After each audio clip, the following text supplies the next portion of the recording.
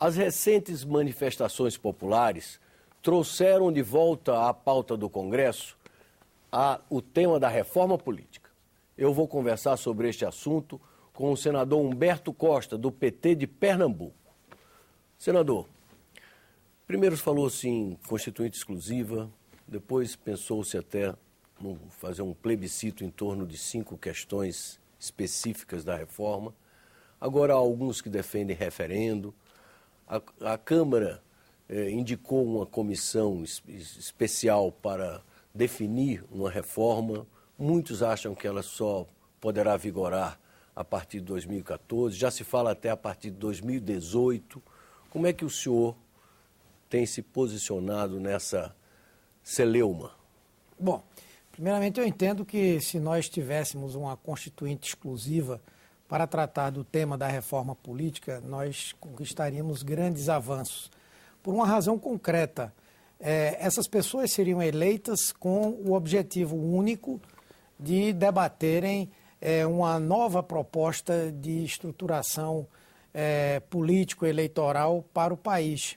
Elas não teriam mandatos para nada além disso. Portanto, elas seriam pessoas absolutamente isentas para travar o debate. O que acontece hoje é que no momento em que o Congresso vai discutir a reforma política, a primeira conta que cada um dos parlamentares faz é como aquilo vai repercutir na minha possibilidade de continuar exercendo esse mandato. Então, ao invés de se pensar o que é melhor para o país, as pessoas pensam o que pode ser melhor para a manutenção dos seus mandatos. Por isso eu era defensor da ideia da Constituinte exclusiva. Não passando a Constituinte exclusiva, me parece que a ideia de um plebiscito que consultasse a população sobre alguns pontos seria muito interessante. E já fazendo o comparativo com o referendo, o plebiscito, a população se posicionaria antes que os parlamentares fossem debater ou fazer a lei. Teriam que tomar como referência as decisões do plebiscito. Eu acho que isso está muito sintonizado com a forma de pensar das pessoas hoje, com as mobilizações que aconteceram na rua, que clamam por uma proposta de participação mais efetiva nas grandes decisões do país. Mas o plebiscito para 2014 está inviabilizado e eu defendo que se faça o plebiscito, mesmo que as regras não valham para 2014, mesmo que elas valham para 2016, por exemplo. Mas eu entendo que a consulta popular seria uma coisa muito importante para legitimar essa proposta de reforma. E quais deveriam, na opinião do senhor, serem as perguntas feitas nesse plebiscito que o senhor defende? Olha, eu acredito que aquelas perguntas que foram sugeridas pela presidenta Dilma na sua mensagem, à exceção do tema da suplência de senador, que eu acho que é um tema mais simples, os demais eu creio que poderiam constar de uma consulta à população por meio de plebiscito sobre como o povo vê cada uma daquelas propostas. Então, o financiamento público ou privado ou misto, que para mim é a alma de qualquer proposta de reforma política, é discutir e mexer nessa condição atual. O sistema eleitoral, ou seja, se nós vamos ter o voto proporcional em lista fechada, se nós vamos ter um voto proporcional com a lista aberta, como é hoje, se nós vamos ter um voto proporcional onde se vota no partido, mas se vota também num integrante do partido, ou se será o distrital ou o distritão. Esse é um tema importante. O outro tema é o das coligações proporcionais, é preciso discutir essa questão. Eu agregaria também o tema da fidelidade partidária. Então, eu acho que esses temas seriam temas importantes de serem discutidos numa consulta à população. E como é que o senhor encara a crítica de alguns de que são temas muito complexos para a população se posicionar, mesmo que haja uma campanha informativa precedendo o plebiscito? Olha, eu acho que isso é uma subestimação da capacidade da população. Na verdade, muitos que têm dito isso Na verdade, o que eles não querem é uma participação mais efetiva da população nesse debate.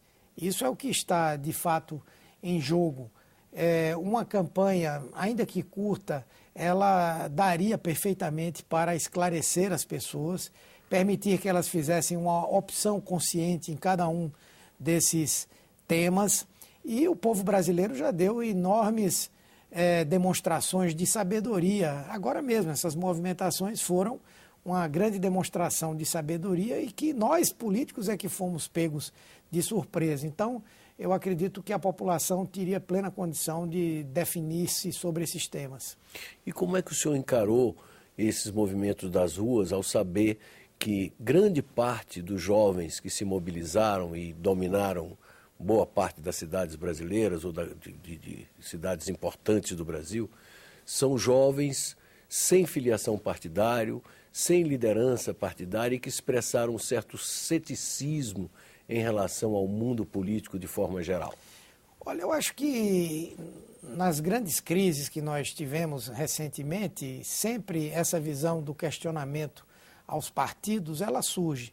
Eu me lembro, eu participei diretamente daquela mobilização de 92 para o impeachment do ex-presidente Collor, em que havia também esse tipo de rejeição, havia uma rejeição aos políticos de um modo geral. E, no entanto, depois as pessoas vão, à medida que a poeira vai baixando, elas vão identificando que é por intermédio dos partidos que a democracia se constrói, não é? Agora, o que é preciso é nós darmos mais voz a essas pessoas do ponto de vista de uma democracia mais participativa. Não só nós podemos utilizar mais o plebiscito, o referendo, como até mesmo discutirmos algumas outras formas por meio das quais as pessoas pudessem se expressar, influenciar nas decisões do país.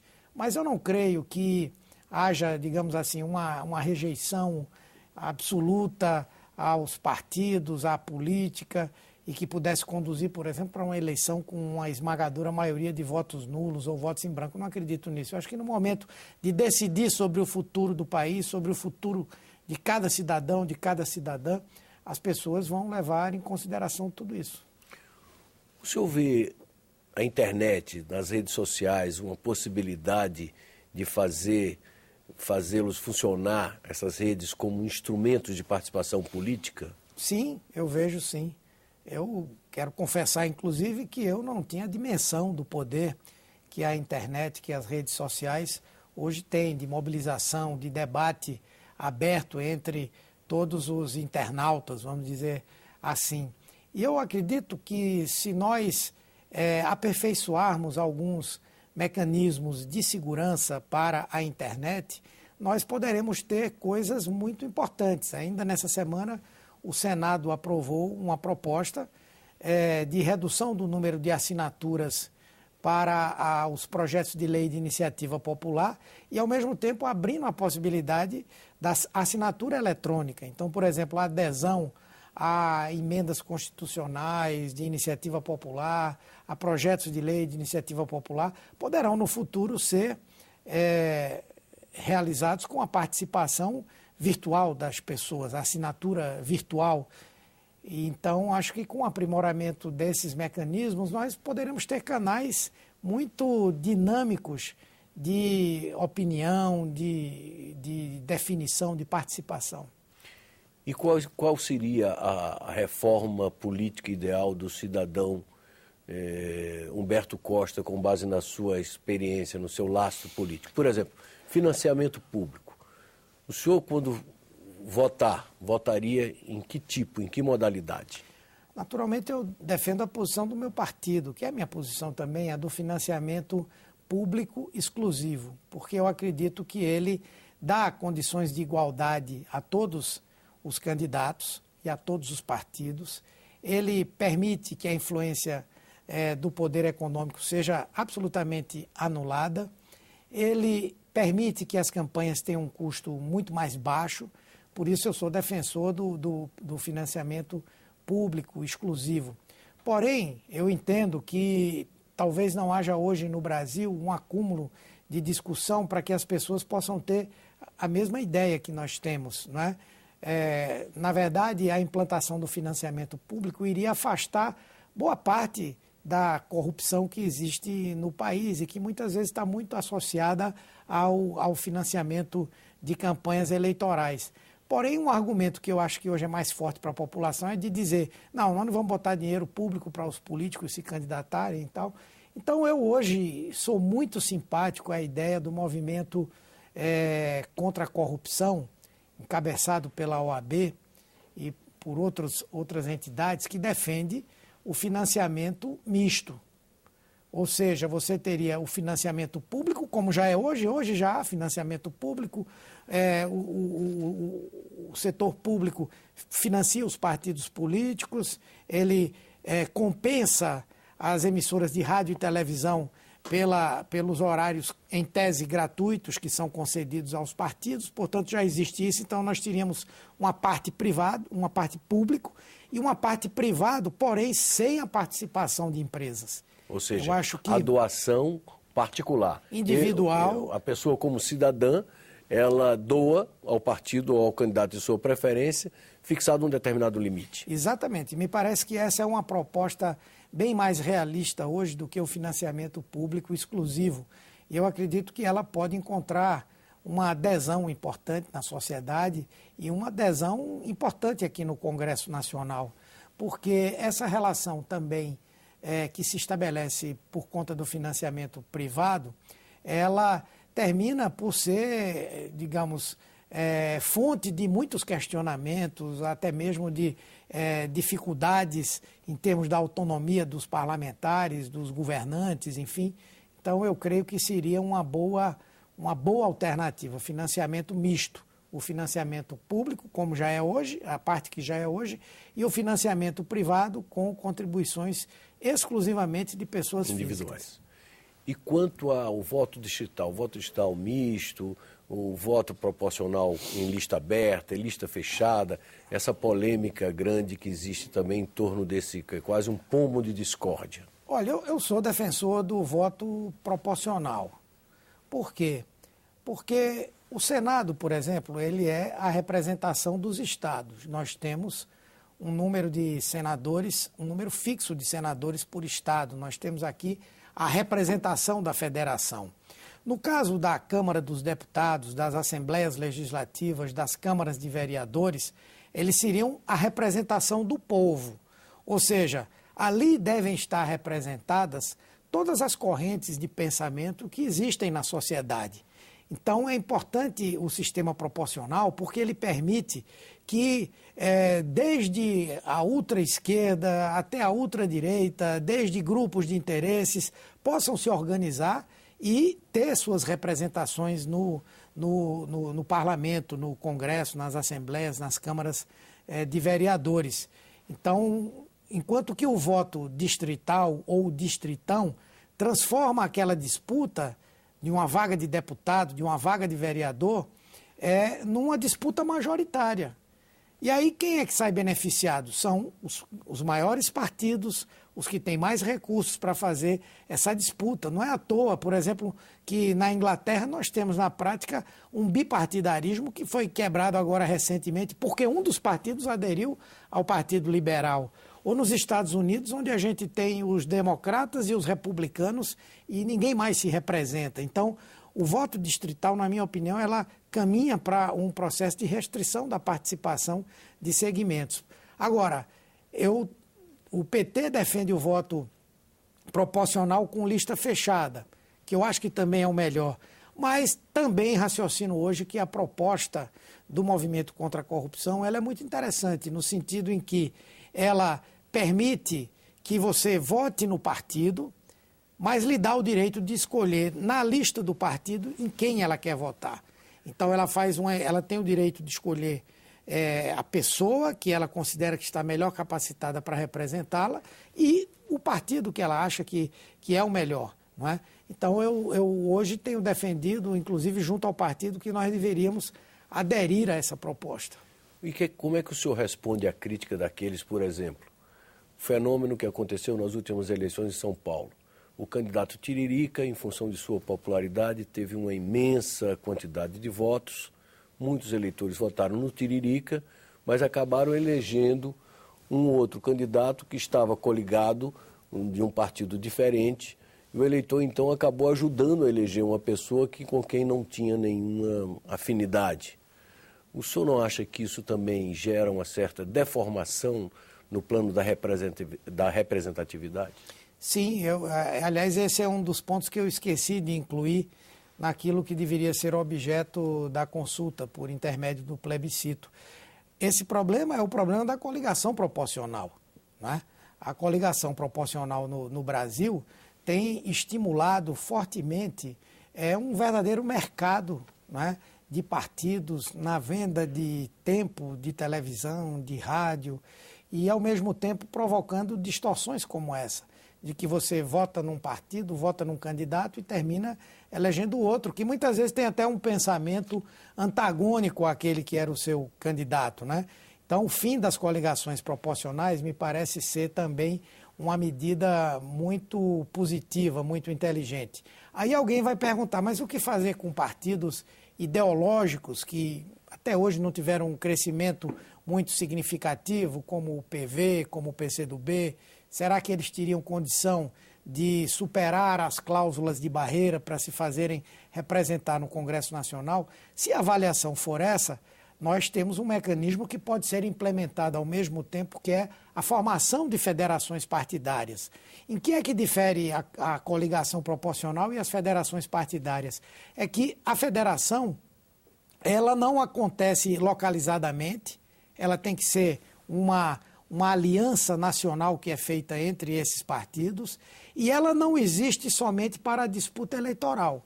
Ela tem que existir depois da disputa, funcionando como se fosse um único partido. Então, nós atenderíamos essa demanda de partidos ideológicos, partidos que têm uma contribuição importante a dar à democracia no Brasil, mas, ao mesmo tempo, nós impediríamos esse mercado de votos, de legendas que existem, infelizmente, hoje no nosso país. Então, o senhor é a favor da cláusula de barreira ou da cláusula de desempenho? Eu sou a favor do fim da coligação Então, proporcional. Se nós acharmos por bem de ampliar as barreiras que existem hoje, eu acho que é um tema que pode ser discutido, mas eu acho que a simples eliminação da coligação proporcional já inviabilizaria vários partidos que hoje têm dono. E o que é que o senhor acha da ideia que alguns colegas seus têm defendido, inclusive aqui no Cidadania, de nessa próxima eleição, candidaturas avulsas e também obrigar que no primeiro turno os partidos que lançarem candidatos a presidente sejam obrigados a lançar candidatos a presidente e a ter um programa definido, de uma maneira de definir programaticamente rumos para que o eleitor possa votar de forma mais esclarecida? Veja, eu sou defensor intransigente da ideia de que a democracia se faz por intermédio dos partidos. Até agora não se inventou uma forma de representação para o exercício do poder que não passe pela estrutura, pela existência de partidos políticos, né?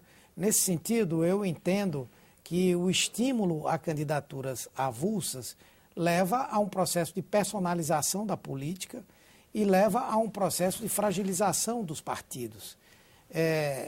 Hoje nós temos ampla liberdade partidária para que qualquer cidadão que deseje disputar uma eleição, para que cargo for, ele pode entrar num partido dentro daquele que ele considera mais identificado com a sua visão. Só para se ter uma ideia, hoje nós temos mais de 30 partidos e existem mais 30 em formação. Será que um cidadão brasileiro não vai encontrar em um deles uma identidade maior para se candidatar por aquele partido? Ou por outra, existe uma liberdade tal que ele próprio poderá, junto com outras pessoas, construir um novo partido, uma nova legenda, enfim, obviamente, desde que cumpra as exigências que a legislação eleitoral faz, não é? Então, eu considero que a candidatura avulsa não é boa para a democracia. Agora, considero muito bom a exigência de programa, eu considero muito bom que se cobre coerência e um compromisso ideológico dos partidos. Quanto à questão da propaganda eleitoral, muitos acham que essa marketagem, a utilização de efeitos especiais, além de encarecer brutalmente as campanhas, muitas vezes douram a pílula, quer dizer, transmitem uma noção falsa, até meio fraudulenta das candidaturas. Muitos defendem o puro e simples debate, gravações ao vivo, defesa de ideias e de programas, como uma forma de dar maior transparência, inclusive, ao debate de ideias. Como é que o senhor se posiciona diante dessa questão? Olha, eu defendo isso também. Eu acho que a forma atual de se fazer campanhas, ela vende aos eleitores, muitas vezes, um produto que foi construído para ser atraente aos eleitores, não é? Eu acredito que uma eleição onde nós tenhamos os políticos se colocando claramente a partir do que verdadeiramente são, ao vivo, seria muito melhor. Agora, se nós aprovarmos ou financiamento público exclusivo ou financiamento misto, naquele que não há participação de empresas, as campanhas vão cair drasticamente de custo, porque não haverá dinheiro para se contratar um marqueteiro por 10, por 20, por 30 milhões, às vezes até por mais do que isso, para tocar uma campanha. Então, essa é mais uma razão para que nós possamos adotar um modelo onde não haja participação de empresas no financiamento das campanhas. Fim da reeleição para os cargos executivos com ampliação dos mandatos. Apesar do meu partido hoje defender a reeleição, eu realmente não considero que é um instrumento democrático, que aprofunda a democracia, porque o presidente, o governador, o prefeito que assumem já pensando na reeleição, não é? E eu acho que isso é ruim, até porque cria uma desigualdade com eventuais possíveis outros candidatos, que é o uso da própria máquina, é a exposição pública, o uso da própria máquina do Estado. Então, eu sou defensor do fim da reeleição com um mandato de 5 anos, inclusive com coincidência de mandatos. É insuportável para o Brasil a realização de eleições a cada 2 anos. O PSDB, através de sua executiva nacional, está propondo, inclusive, a redução do mandato dos senadores de 8 para 5 anos para facilitar a coincidência dos mandatos. O senhor acha essa tese nova, essa novidade colocada aí, como é que o senhor encara essa? Eu acho que é preciso discutir o papel do Senado, não é? Se o Senado deve ter esse papel que ele tem hoje de ser uma casa da federação e uma casa revisora no processo legislativo. Existem países onde não existe o Senado, nós temos um sistema unicameral, só há uma casa legislativa e funcionam bem, como há outros que têm o Senado e conseguem funcionar bem. Eu não me oponho a uma redução do mandato do senador, eu acho até que é um mandato longo que, por conta disso, termina afastando o político das suas bases, dos grandes temas que estão no dia a dia. Não vejo problema na redução do tamanho desse mandato. Agora, o que é preciso discutir, e eu acho que também é válido discutir, é se deve ou não existir o Senado. É isso que tem que ser o objeto da discussão. Se é um mandato maior ou menor, eu acho que é uma questão mais secundária. O importante é saber se no nosso sistema, é bom que exista uma casa revisora ou não. Se é bom que haja uma casa que representa a federação ou não. E quanto ao dilema, voto obrigatório como é hoje ou voto facultativo como em diversas outras democracias? Com os modelos de financiamento que nós temos hoje, o financiamento privado por parte das empresas, eu não acredito que o voto facultativo ele venha a ser democrático.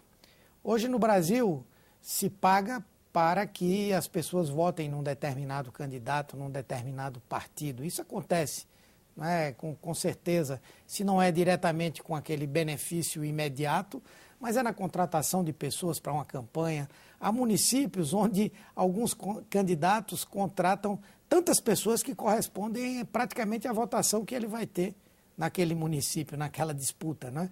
Então, o voto facultativo, certamente haveria muita gente, se o financiamento for privado, oferecendo dinheiro às pessoas para não irem votar, não é? Eu acho que nós do PT defendemos durante muito tempo o voto facultativo, mas hoje temos uma posição de que o voto obrigatório é melhor. As pessoas estão sendo chamadas à responsabilidade de opinar sobre o futuro do seu país, do seu estado, do seu município. E eu acho que isso é, ao mesmo tempo, um direito, mas é um dever também. Não lhe preocupa esse acirramento de ânimos que nós temos visto em determinados segmentos da sociedade brasileira? Veja, naturalmente que a disputa política ela faz parte do dia a dia da sociedade, faz parte do dia a dia do parlamento, da relação entre governos e as suas respectivas oposições, não é? Eu acho que isso é uma coisa da democracia, é um fato natural. Naturalmente que o que nos preocupa é que haja hoje no Brasil uma verdadeira aliança e que é extremamente barulhenta, que procura desqualificar o governo da presidenta Dilma, o governo federal, não é, com críticas que muitas vezes sequer se comprovam, né? Eu me lembro ao longo desse ano quantos profetas que viram a existência de um apagão, de uma inflação descontrolada, de uma seca onde as pessoas estariam passando fome, enfim, e nada disso nem aconteceu, nem está acontecendo, nem vai acontecer. E nós temos na grande mídia e nós temos nos partidos de oposição uma verdadeira torcida para que o Brasil não dê certo. Isso é que não é bom, principalmente quando envolve a temática da economia, não é? Nós sabemos que temos uma crise internacional gravíssima. O Brasil conseguiu até agora passar ao largo dessa crise, ou pelo menos ter pequenas repercussões na economia do nosso país, mas a economia é expectativa. Se um jornalista respeitado todos os dias diz que a inflação vai estourar, vai ficar sob controle, as pessoas não vai ficar sob controle, as pessoas começam a se assustar com isso. E com isso se cria de fato um clima de inflação. O produtor quer aumentar o preço do seu produto, o comerciante quer aumentar também, com receio de a inflação corroer a sua margem de lucro, enfim. Eu acho que isso é que tem sido ruim no Brasil. Muita gente tem pensado pouco no Brasil e pensado muito nas eleições de 2014. Senador, muito obrigado pela entrevista. Eu que agradeço. Vocês acabam de ouvir uma entrevista com o senador Humberto Costa, do PT de Pernambuco.